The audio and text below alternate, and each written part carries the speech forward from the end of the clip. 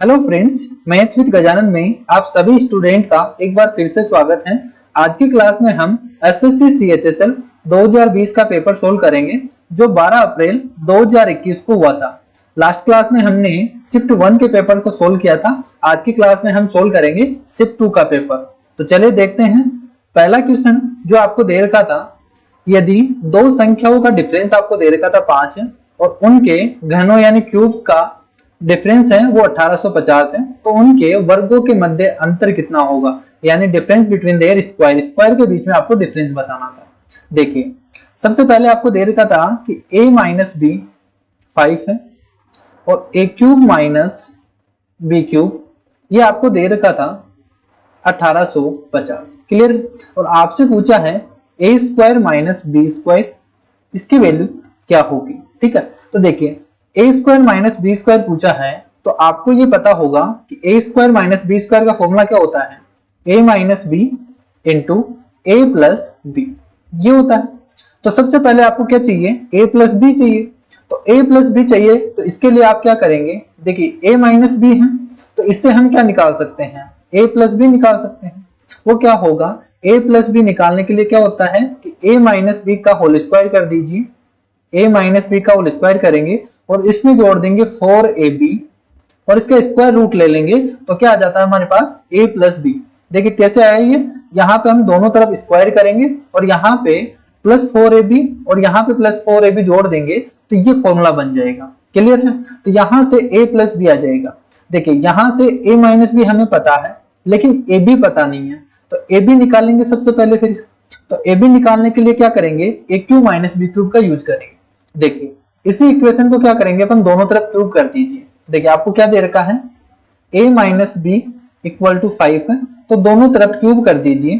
तो ये फॉर्मूला क्या बन जाएगा, a cube minus B cube minus 3ab a minus B is equal to 125। Clear है। तो यहां से a cube minus B cube आपको कितना दे रखा है, 1850 माइनस a माइनस बी की वैल्यू कितनी है, 5 है, तो कितना हो जाएगा ये 15ab इज इक्वल टू 125। तो यहां से देखिए 125 को इधर ले आइए, तो यहां से घटा दीजिए तो कितना आ जाएगा 1725 और 15ab उधर चला जाएगा, तो ab कितना आ गया, तो ab आ गया 1725 डिवाइडेड बाई 15। तो 15 से डिवाइड करेंगे तो 1 और कितना बच जाएगा, 7 बच जाएगा। ठीक है, तो 15.75। ठीक है, 2 बच जाएगा ना, 15 और 16 17। ठीक है, और कितना बच जाएगा 15.75, ये आ जाएगा इसका। तो ए बी कितना आ गया 115। क्लियर है। तो यहां से ए बी आ गया, ए माइनस बी आपको पता है, तो ए प्लस बी क्या हो जाएगा, ए प्लस बी हो जाएगा ए माइनस बी का होल स्क्वायर यानी 5 का whole square 25 plus 4ab। A B की वैल्यू है 115, तो 4ab कितना हो जाएगा, 4 से गुना कर दीजिए तो कितना हो जाएगा 11 चौक 44। ठीक है, 400 और 15 चौक 60, 460। ठीक है, तो यहां से कितना आ गया ये 485। ठीक है, तो a प्लस बी आ गया, a प्लस बी आ गया, a माइनस बी गिवन था, तो कितना हो गया इसका answer, a square minus B square क्या आ जाएगा 5, a माइनस बी की वैल्यू 5 और a प्लस बी की वैल्यू कितनी है रूट 485। तो ये इसका आंसर हो जाएगा। क्लियर है। तो ऑप्शन कौन सा आएगा, डी ऑप्शन। क्लियर है। चलिए नेक्स्ट क्वेश्चन आपके पास ये है कि आपको इसका मान निकालना है। ठीक है, इसको सोल्व करना है। देखिए परसेंटेज क्या है, तो 5500 का 9% निकालना है, तो 5500 का 9% प्लस 1100 का 2.4% माइनस 1600 का 40%। क्लियर है। तो इसको सोल्व करेंगे तो देखिए 0 से 0 तो कट जाएगा, यहां से 9 से गुना कर दीजिए तो 9 पंजे 45। ठीक है, तो ये आ जाएगा, यहां से 0 से 0 कट जाएगा, 11 से गुना करेंगे तो 4 6 2। ठीक है, तो ये आ जाएगा 26.4 माइनस यहां से 0 से 0 कट जाएगा तो 16 चौक 64 640। ठीक है, तो देखिए इसको दोनों को जोड़ दीजिए तो कितना आ जाएगा, तो 0.4 और 6 5 11 9 3 12 4 3 7। ठीक है, 431 माइनस 640। ठीक है, तो 640 यहाँ पे, ठीक है 4 यहाँ पे 4 आएगा ना। ठीक है, ये आ जाएगा इतना 531। ठीक है। तो यहां से 640 में से 531 घटाएंगे तो कितना आ जाएगा, माइनस का 118 पॉइंट, ये आंसर आ जाएगा। क्लियर है। देखिए नेक्स्ट क्वेश्चन है। नेक्स्ट क्वेश्चन आपको दे रखा है कि एक डिनर पार्टी के लिए 30 लोग किसी रेस्टोरेंट में गए, उनमें से 20 ने प्रत्येक ने 880 रुपए का भुगतान किया और 23 लोगों में से प्रत्येक ने कुल खर्चों के औसत से, ठीक है, औसत से 110 रुपए का अधिक भुगतान किया। तो आपको बताना है डिनर के लिए कुल खर्चा कितना हुआ। तो इंग्लिश मीडियम वाले स्टूडेंट इंग्लिश में पढ़ लीजिए।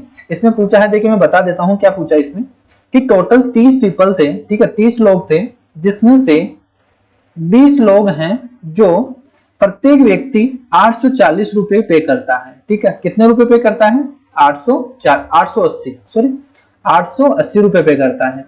और बाकी के जो 10 स्टूडेंट है, बाकी के जो 10 पीपल हैं, वो क्या करते हैं, जो एवरेज एक्सपेंस है, ठीक है, जो औसत खर्चा है उससे 110 रुपए अधिक पे करते हैं, ठीक है। तो मैं मान लेता हूं कि जो एवरेज एक्सपेंस है, ठीक है, वो है x रुपए। तो ये कितने पे करेंगे, x प्लस 110 रुपए। क्लियर है। तो देखिए यहां से हम इक्वेशन बनाएंगे, टोटल एक्सपेंस कितना है, x रुपए, ठीक है, एक व्यक्ति का कितना है, x रुपए, तो टोटल कितने व्यक्ति हैं, 30 रुपए, तो टोटल खर्चा कितना हो जाएगा, 30x इज इक्वल टू, देखिए यहाँ पे 20 व्यक्ति हैं, एक व्यक्ति 880 रुपए खर्च कर रहे हैं, तो टोटल कितना खर्चा कर देंगे, दोनों को क्या कर देंगे, गुना कर दीजिए, तो कितना आ जाएगा, 8 दूनी 16, 8 दूनी 16 और 1 17, तो कितने रुपए हो गए, ये खर्च कर दिए 176 डबल जीरो, प्लस बाकी के 10 स्टूडेंट हैं, वो 10 लोग हैं, वो इतना खर्चा कर रहे हैं, तो कितना हो जाएगा, देखिए इससे गुना कर दीजिए 10x प्लस 10 को 110 से गुना कर दीजिए तो 1100, ये हो जाएंगे। तो यहां से सोल्व कर दीजिए, x का मान निकालना है, तो देखिए 10x को उधर ले जाइए, तो ये हो जाएगा 20x इज इक्वल टू, इनको जोड़ दीजिए तो कितना हो जाएगा, देखिए 17,600 है, तो ये 18,700 हो जाएंगे, 18,700, और यहां से x की वैल्यू कितनी आ जाएगी, देखिए 0 से तो 0 कट जाएगा और 2 से डिवाइड कर दीजिए, 9 दूनी 18, 3 दूनी 6, 5 दूनी 10, ठीक है, 935 रुपए। तो ये क्या आया है, ये आया है एवरेज एक्सपेंस, ठीक है, एक व्यक्ति का 935 रुपए, एक व्यक्ति 935 रुपए पे करता है, तो टोटल कितने व्यक्ति हैं, 30 व्यक्ति हैं, तो टोटल खर्चा कितना हो जाएगा, जो टोटल एक्सपेंस है वो कितना हो जाएगा, 935 इंटू 30, ठीक है। तो इसको गुना कर दीजिए, तो 5 तिया 15, 80 लेख 3 तिया 9, 10, 80 लेख 9 ती 27 और 28, ठीक है, तो 28,050, तो ये इसका आंसर हो जाएगा। क्लियर है। चलिए नेक्स्ट क्वेश्चन है, देखिए इस टाइप का क्वेश्चन आपको एग्जाम में बार बार मिलता है, सभी शिफ्ट में इस प्रकार के क्वेश्चन पूछा जाता है, ठीक है, तो ये इंपॉर्टेंट क्वेश्चन है, इस टाइप के क्वेश्चन आगे भी एग्जाम में पूछे जा सकते हैं। यहाँ पे आपको कोई भी एक नंबर दे रखा है और कहा है कि ये 11 से पूरी तरह डिविजिबल है, और आपको बताना है a माइनस बी का मिनिमम वैल्यू बतानी है, ठीक है, इसकी मिनिमम वैल्यू बतानी है। तो सबसे पहले आपको पता होना चाहिए कि 11 का जो डिविजिबिलिटी रूल होता है वो होता है कि ऑड प्लेस पे आने वाले डिजिट का सम, ठीक है, sum of odd places minus even place पे आने वाले डिजिट का सम, ये क्या होना चाहिए, या तो 0 होना चाहिए या 11 का क्या होना चाहिए, मल्टीपल होना चाहिए, ठीक है। तो ये डिविजिबिलिटी रूल है 11 का, तो यही अप्लाई करेंगे। देखिए ऑड प्लेस पे आने वाले डिजिट का सम निकालते हैं, a प्लस 2, ठीक है, 2 और 7 9, 9 और 6 15, 15 और 4 19, तो a प्लस 19, ये ऑड प्लेस पे आने वाले डिजिट का सम माइनस इवन प्लेस पे आने वाला डिजिट का सम, 9 और 5 14, 14 प्लस b और 14 8 22, तो 22 प्लस b, ये आ गया। ये क्या होना चाहिए, या तो 0 होगा या 11 का मल्टीपल होगा। क्लियर है। तो देखिए यहां से क्या आ गया, a माइनस बी, इसको मैंने लिख दिया, बाकी 19 में से 19 माइनस 22 करेंगे तो कितना आ जाएगा, -3, ठीक है। तो ये क्या होना चाहिए, ये होना चाहिए या तो 0 होगा या 11 का मल्टीपल होगा। अब हमें क्या पूछा है, देखिए मिनिमम मान पूछा है, इसका मिनिमम वैल्यू क्या होना चाहिए ताकि ये या 0 बन जाए या 11 का मल्टीपल बन जाए। तो देखिए अगर यहाँ पे 0 बनाना है तो यहाँ पे तो क्या पुट करेंगे अपन, प्लस का 3, लेकिन इससे मिनिमम भी हो सकती है क्या कोई संख्या। देखिए यहाँ पे अगर हम -8 पुट करें, देखिए अगर यहाँ पे -8 पुट करेंगे और यहाँ पे -3 है, तो ये बनके क्या हो जाएगा, -11, जो कि क्या है 11 का मल्टीपल है, तो यानी 11 से पूरी तरह डिवाइड होगा। तो ये क्या होना चाहिए, मिनिमम वैल्यू क्या होगी इसकी, -8। क्लियर है। अब आपको समझ में आ गया होगा यहाँ पे +3 क्यों नहीं लेंगे। ठीक है, आपके दिमाग में आ रहा होगा कि +3 होगा इसका आंसर, लेकिन बाकी ये नहीं होगा, इसका मिनिमम मान क्या होगा, -8। क्लियर है। चलिए नेक्स्ट क्वेश्चन है, यदि 40 पाई क्या है, परिधि वाले वर्त का क्षेत्रफल और व्यास बताइए। ठीक है, बहुत इजी क्वेश्चन है। आपको दे रखा है सरकमफेरेंस कितनी है, 40 पाई। सरकमफेरेंस क्या होती है, सर्किल की 2 पाई आर, और ये किसके इक्वल है, 40 पाई के। तो यहां से देखिए पाई से पाई और 2 से काट देंगे तो आर की वैल्यू कितनी आ जाएगी, 20। तो आर अगर आपके पास रेडियस इसकी 20 है तो बताइए डायमीटर कितना हो जाएगा, यानी व्यास कितना हो गया, 40। अब आपसे पूछा इसका एरिया, तो एरिया क्या होता है, पाई आर स्क्वायर। तो आर की वैल्यू तो 20 है, तो कितना हो जाएगा एरिया, 400 पाई। तो कौन सा ऑप्शन आएगा, 400 पाई और 40। ठीक है, 400 पाई और 40 ये आएगा। क्लियर है। देखिए नेक्स्ट क्वेश्चन है, एलजेब्रा से पूछा गया है, a plus B plus C अगर 0 है और abc की वैल्यू अगर 12 है तो a cube plus B cube plus C cube का मान क्या होगा। क्लियर है। तो देखिए आपको पता होगा एक फॉर्मूला होता है a cube plus B cube plus C cube minus 3abc, ये इक्वल होता है a plus B plus C a square plus B square plus C square minus A B minus B C minus C A. देखिए यहां पे अगर a plus B 0 हो, अगर a plus B plus C अगर 0 हो तो यहाँ पे क्या होगा, ये पूरा का पूरा 0 हो जाएगा। तो अगर ये 0 हो गया तो ये भी क्या होगा, 0 के इक्वल हो गया। तो यहां से a cube plus B cube plus C cube ये किसके इक्वल हो जाएगा, 3abc के इक्वल हो जाएगा। क्लियर है। तो यहां से देखिए a plus B plus C अगर 0 है तो a cube plus B cube plus C cube किसके इक्वल होगा, 3abc के। तो abc की वैल्यू आपको कितनी दे रखी है, 12। तो यहां से कितना आ जाएगा, 3 × 12। ठीक है, तो आंसर कितना आ गया, 36। नेक्स्ट क्वेश्चन है, देखिए the length of rectangle is 5 time of its breath. ठीक है, आपको क्या बोला है कि एक ट्राइंगल है जिसकी लेंथ क्या है, इसकी ब्रेथ से 5 गुना है। ठीक है, अगर ये अक्ष है तो ये क्या होगी, 5 अक्ष। क्लियर है। और इसका जो एरिया है वो कितना है, 3125।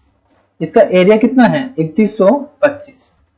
देखिए यहां से इसका एरिया कितना आ रहा है, लेंथ इंटू ब्रेथ होता है, तो कितना आ रहा है इसका एरिया, 5 अक्ष स्क्वायर।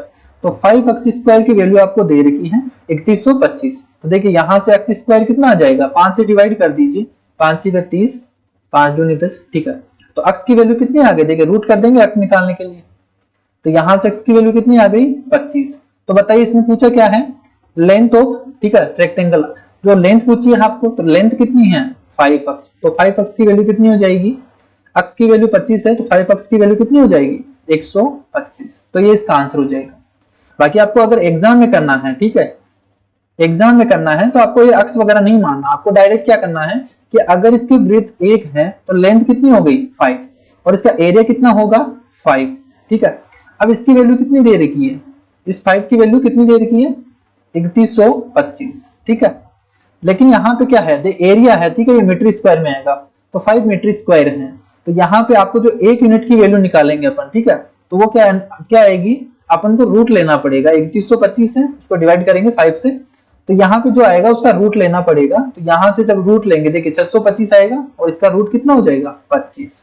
तो 1 यूनिट की वैल्यू यहाँ से 25 आ जाएगी और 5 यूनिट की वैल्यू कितनी हो जाएगी, 125। तो इस तरीके से आप माइंड में भी कर सकते हैं इस क्वेश्चन को। नेक्स्ट क्वेश्चन है, ट्रिग्नोमेट्री से पूछा गया है, बहुत ही सिंपल क्वेश्चन है। देखिए साइन स्क्वायर 60 डिग्री, तो साइन स्क्वायर 60 का मान कितना होता है, √3/2। तो स्क्वायर है तो कितना हो जाएगा, 3/4 plus tan 45 1 minus cosec square 30, sine 30 का मान कितना होता है, 1/2। तो इसका उल्टा कितना हो जाएगा, 2, और इसका स्क्वायर करेंगे तो 4, प्लस सेक स्क्वायर 45 डिग्री। ठीक है, तो सेक स्क्वायर 45 कितना हो जाएगा, 2। तो यहां से देखिए सोल्व कर दीजिए, 2 और 3, ये तो 3 बन गया, यहां से कट जाएगा, माइनस आएगा, तो 3/4 - 1, तो कितना आ जाएगा आंसर, -1/4, ये आ जाएगा आंसर। नेक्स्ट क्वेश्चन है कि 2 ट्रेन हैं वो एक समय पर 2 अलग अलग स्टेशनों से यात्रा शुरू करती हैं और क्रमशः 90 किलोमीटर प्रति आवर और 70 किलोमीटर पर आवर की चाल से एक दूसरे की ओर बढ़ती हैं। जब वे मिलती हैं तब तक एक ट्रेन दूसरे से, यहाँ पे ठीक है, दूसरी ट्रेन से 140 किलोमीटर अधिक यात्रा कर ली होती है। दोनों स्टेशनों के बीच की डिस्टेंस क्या होगी? ठीक है, तो इंग्लिश वाले स्टूडेंट पर पढ़ लीजिए इस क्वेश्चन को, बाकी मैं समझा देता हूं क्या पूछा इसमें। देखिए आपसे बोला है कि एक स्टेशन ए है, दूसरा स्टेशन बी है, क्लियर है। यहाँ पे एक ट्रेन ए है जो 90 किलोमीटर पर आवर की स्पीड से चल रही है, और ये जो बी है ये यहाँ पे ये 70 किलोमीटर पर आवर की स्पीड से इधर जा रही है, ठीक है। और सेम टाइम पे यहाँ से ये सेम टाइम पे निकलती है। तो ये जब ये मिलती है, ठीक है, यहाँ पे मिलेंगी, तो ये जब मिलती हैं तो ये ट्रेन, ठीक है, जो ट्रेन ए है वो ट्रेन बी से 140 किलोमीटर अधिक तेज कर चुकी होती है, ठीक है। तो ये आपसे बोला गया है और आपसे पूछा है कि इनके बीच की डिस्टेंस, जो डिस्टेंस होगी ये क्या होगी, ये आपसे पूछा है, क्लियर है। देखिए क्या करेंगे यहाँ पे, देखिए सबसे पहले अपन क्या बोला है इसमें, ये बोला है कि एक ही समय पर दोनों निकलती हैं, सेम टाइम दे रखा आपको, ठीक है। अपन रेशियो तरीका लगाएंगे। देखिए अगर टाइम कांस्टेंट होता है, ठीक है, यहाँ पे क्या दे रखा है, टाइम कांस्टेंट है। देखिए स्पीड डिस्टेंस के किसके इक्वल होती है, डिस्टेंस होती है speed into time, speed into time. अगर टाइम कांस्टेंट है तो जो डिस्टेंस का रेशियो होगा वही किसके रेशियो के इक्वल होगा, स्पीड के रेशियो के, या उल्टा बोल दीजिए जो स्पीड का रेशियो होगा वही किसके इक्वल होगा, डिस्टेंस के। तो देखिए स्पीड का रेशियो आपके पास क्या दे रखा है, स्पीड आपको दे रखी है, एक है ए और दूसरी है बी, तो इसकी है 90 और इसकी है 70, तो इनका रेशियो कितना हो गया, 9:7, जो कि इसका रेशियो होगा, यही डिस्टेंस का रेशियो होगा, क्लियर है।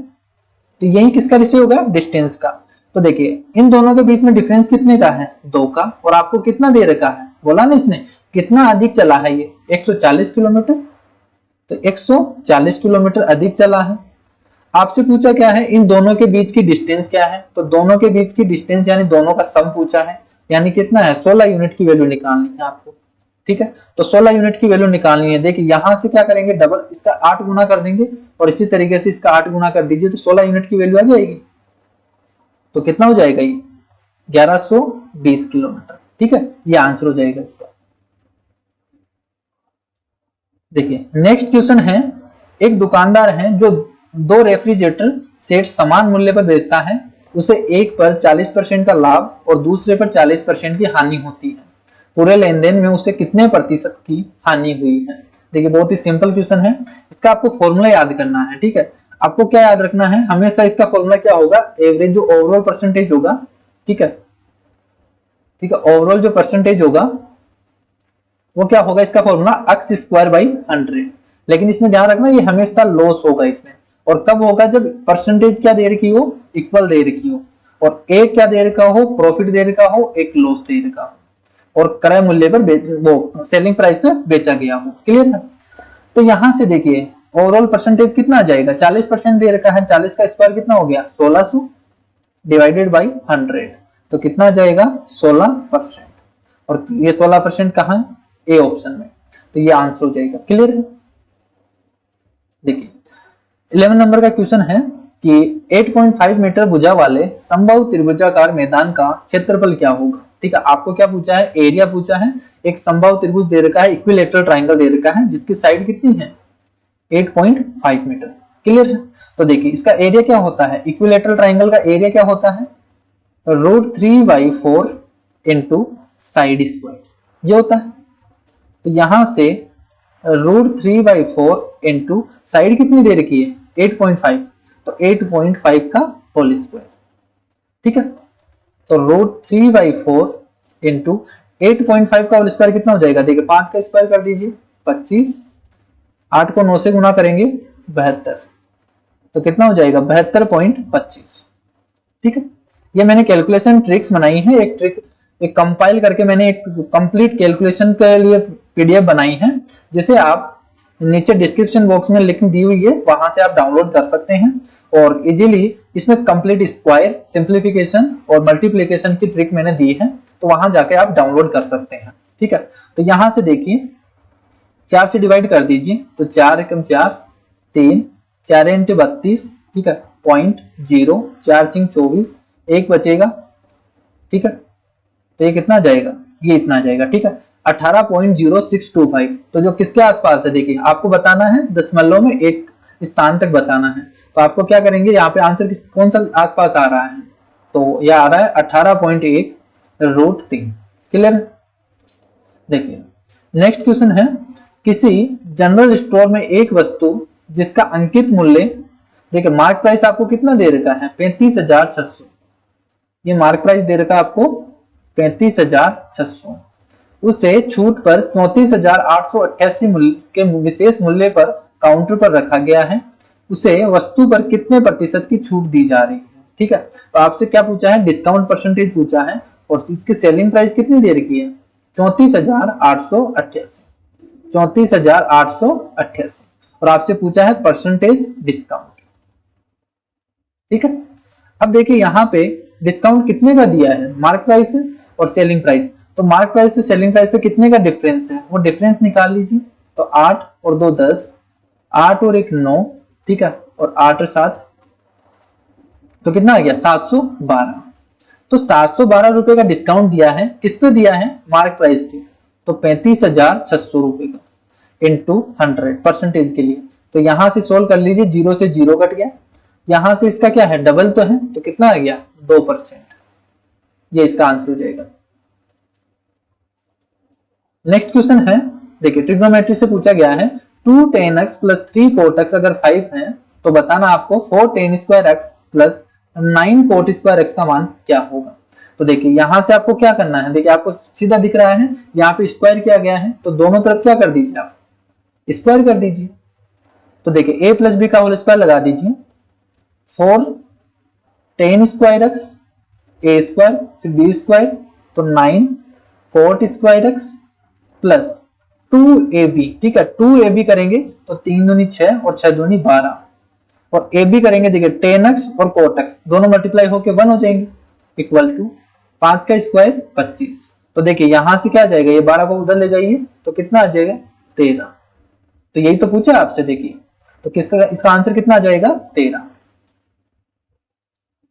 14 नंबर का क्वेश्चन है कि यदि 480 का 25%, ठीक है ये आपको सोल्व करना है, आपसे क्या पूछा है, x का मान पूछा है, तो परसेंटेज का है ये आपको परसेंटेज निकालना है। देखिए 480 का 25%, तो 480 का 25% यानी 25% की फ्रैक्शन कितनी होती है 1/4, तो 1/4 प्लस 500 का 30%, तो इसकी फ्रैक्शन 3/10 प्लस 90 का x%, ये किसके इक्वल है 900 के 35%, ठीक है 900 का 35%। तो देखिए यहां से सोल्व कर लीजिए, 4 से डिवाइड करेंगे तो 120, यहां से 0 से 0 कट जाएगा, 50 को 3 से गुना करेंगे 150, प्लस यहां से 0 से 0 काट दीजिए 9x/10, ये इक्वल हो जाएगा, देखिए 0 से तो कट जाएगा, 9 से गुना कर दीजिए, 9 पंजे 45, 4 9 30 27 और 4 31, ठीक है। तो यहां से 315 में से घटा दीजिए, देखिए इनका सम कितना हो गया 270, तो 270 यहां से घटा दीजिए तो कितना आ जाएगा 45, ये किसके इक्वल है 9x/10 के। तो यहां से x की वैल्यू कितनी आ गई 5 बार, तो कितना आ गया 50, x की वैल्यू कितनी आ गई 50। देखिए नेक्स्ट क्वेश्चन है 15 नंबर का क्वेश्चन आपको दे रखा है कि AB और AC बाह्य बिंदु A से O सेंटर वाले किसी सर्किल है, उस पर क्या है टेंजेंट है, और स्पर्श रेखाएं AB और AC क्रमशः है बिंदु B और C पर वर्ग को इस प्रकार स्पर्श करती हैं कि BAC क्या है 118 डिग्री है, और OCB आपको बताना है। क्लियर है। तो देखिए आपको क्या दे रखा है, एक सर्किल दे रखा है,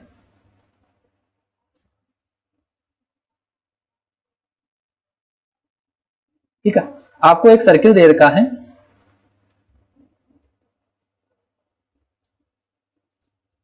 जिसमें 2 टेंजेंट दे रखी है,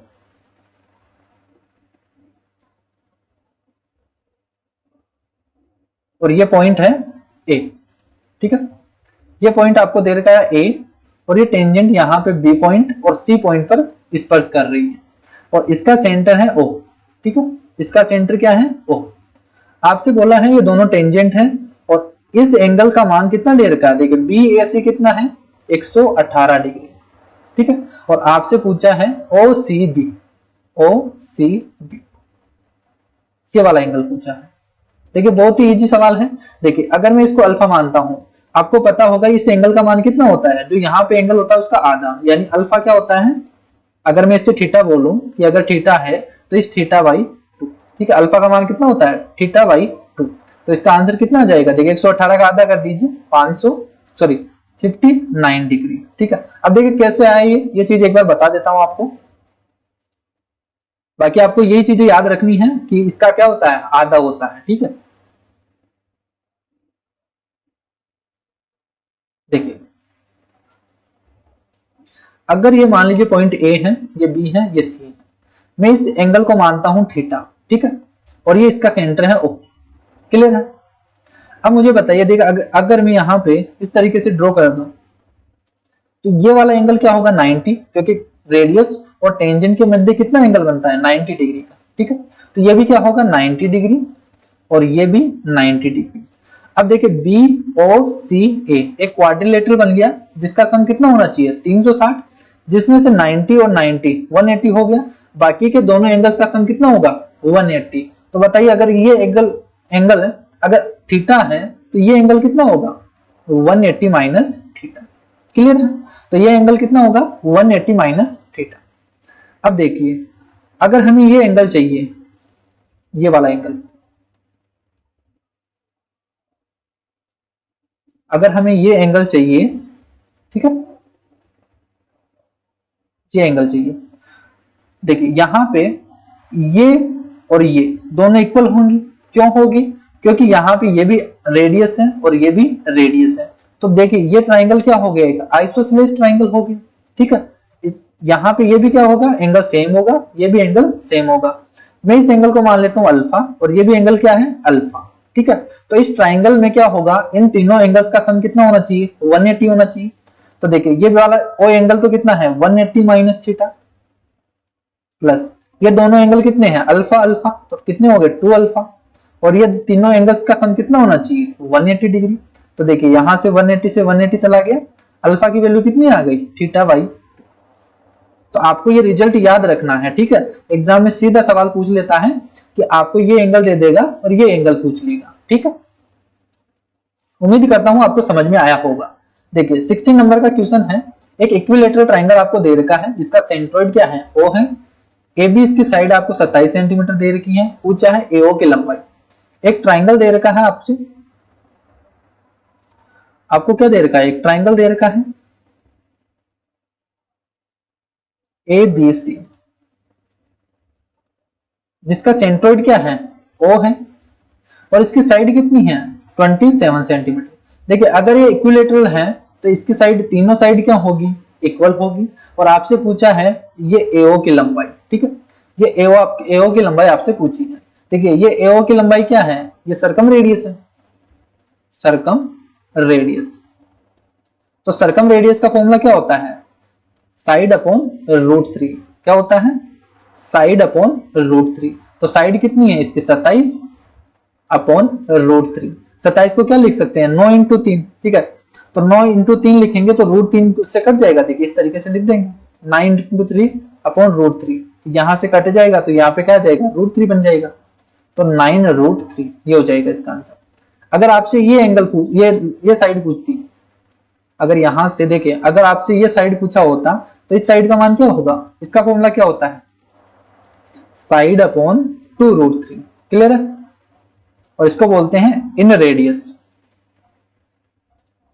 ठीक है, ये इन रेडियस का फॉर्मूला होता है, ये सरकम रेडियस का फॉर्मूला होता है, किसमें इक्विलेटरल ट्रायंगल में। क्लियर है। देखिए 17 नंबर का क्वेश्चन है कि एक के वेतन में 8:11 के अनुपात में बढ़ोतरी हुई, यदि अब उसका नया वेतन इतना है तो उसका मूल वेतन बताइए, ओरिजिनल सैलरी बतानी है। देखिए बहुत ही इजी सवाल है, 8 से कितनी हुई है इसकी 11, और उसने बोला है कि नया वेतन कितना है 33,000, तो 11 की वैल्यू कितनी है 33,000, और आपसे पूछा क्या है 8 यूनिट की वैल्यू, यानी ओरिजिनल सैलरी पूछा है, यानी 8 यूनिट पूछा है।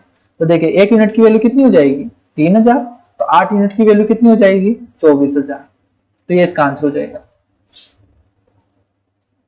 नेक्स्ट क्वेश्चन है, दो संख्याओं का योग कितना है 59 है, और उनका प्रोडक्ट 1150 है, तो उनके वर्गों का योग कितना होगा। a प्लस बी ये 59 है, इनका प्रोडक्ट दे रखा है आपको 1150 और आपसे पूछा क्या है इनके स्क्वायर का सम ए स्क्वायर प्लस बी स्क्वायर क्या होगा। देखिए A square plus B square पूछा है तो सिंपली आप क्या कर दीजिए इन दोनों का दोनों तरफ स्क्वायर कर दीजिए। तो देखिए ये क्या बन जाएगा a प्लस बी का होल स्क्वायर यानी A square plus B square plus 2ab। तो 2ab आएगा, ab की वैल्यू 1150 है तो 2ab की वैल्यू कितनी हो जाएगी, इसको 2 से गुना कर दीजिए तो कितना हो जाएगा 2300 इज इक्वल टू 59 का होल स्क्वायर। देखिए 59 का स्क्वायर करना है तो यहाँ पे क्या करेंगे, देखिए 50 से कितना ज्यादा है 9 ज्यादा है तो 25 में 9 जोड़ दीजिए तो 34 और फिर इसके बाद में क्या लिखना है कितना ज्यादा था 9 ज्यादा था तो 9 का स्क्वायर कर दीजिए तो ये इसका स्क्वायर हो गया। ये ट्रिक मैंने अपनी ई बुक में डाला है, ठीक है, जिसकी डिस्क्रिप्शन बॉक्स में लिंक दी हुई है, वहां से आप डाउनलोड कर सकते हैं। तो यहां से देखिए A square plus B square का मान कितना हो जाएगा 3481 माइनस 2300, ठीक है। तो यहां से सोल्व कर लीजिए तो कितना आ जाएगा 1181। देखिए नेक्स्ट क्वेश्चन है, आप कंपाउंड इंटरेस्ट पूछा है कि 8950 की राशि पर 2 वर्षों के लिए 9% प्रति वर्ष के हिसाब से चक्रवृद्धि ब्याज कितना होगा अगर इसे वार्षिक रूप से गणना की गई है, ठीक है। तो कंपाउंड इंटरेस्ट पूछा है जिसका प्रिंसिपल कितना दे रखा है 8950। तो देखिए प्रिंसिपल आपको दे रखा है 8950, रेट आपको दे रखी है 9% और टाइम आपको दे रखा है 2 साल और आपसे पूछा क्या है कंपाउंड इंटरेस्ट, ठीक है। तो देखिए एक तो बेसिक तरीका जो आप फॉर्मूले से कर सकते हैं P 1 प्लस R बाई 100 इसकी पावर 2 माइनस P, तो ये क्या आ जाएगा कंपाउंड इंटरेस्ट। तो आप इस तरीके से सोल्व कर सकते हैं, यहाँ पे पुट कर दीजिए सोल्व कर लीजिए, लेकिन ये कैलकुलेटिव होगा, ठीक है, एग्जाम में इस तरीके से अपन नहीं कर पा सकते। तो आपको क्या करना होगा, देखिए आपको दूसरा तरीका बता रहा हूं इफेक्टिव रेट का, ठीक है, सबसे बेस्ट अप्रोच है इफेक्टिव रेट।